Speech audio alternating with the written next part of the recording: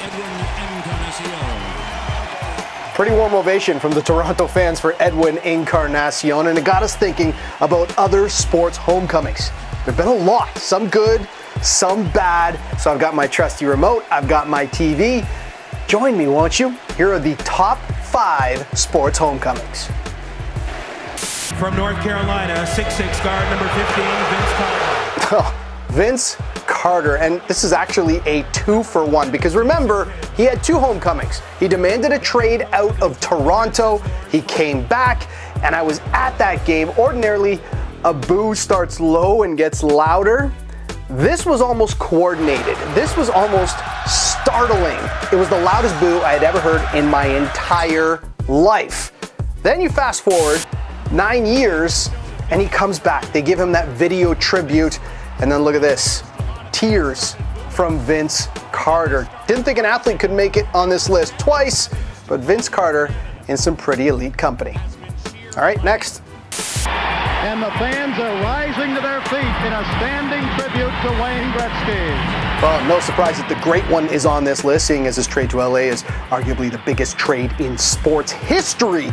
But the ovation was not a surprise. 1, because he's Wayne Gretzky, and 2, because of all the people that got blamed for his trade.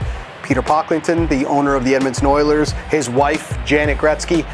No one really seemed that upset with Wayne Gretzky himself, and that's why 17,000 plus gave him a 4-minute standing ovation. The Flower, Guy Lafleur. Now, this is after he came out of retirement, and it's not a shock that he's on this list, and it's not a shock that he got a warm ovation. What was shocking was what happened right here. Yeah, that is a Montreal Forum crowd cheering for the visitor scoring a goal. Never happened before. I don't think it's ever happened since. And that's why it's on our top 5. I guess that's what you get when you take your talents to South Beach. Look, we knew he was going to get absolutely jeered when he returned to Cleveland. But the one thing I wasn't expecting, the creativity from the fans. He had some of the best signs I have ever seen, so hats off, Cleveland. Did a pretty good job with that one. Well, the writing was on the wall for this one. Andrew Luck was coming in. He was the quarterback of the future, so Peyton Manning had to go despite everything he did for the Colts. He knew it, the team knew it, the fans knew it, but that didn't stop them from making him cry on the field. So there you have it, top 5 sports homecomings.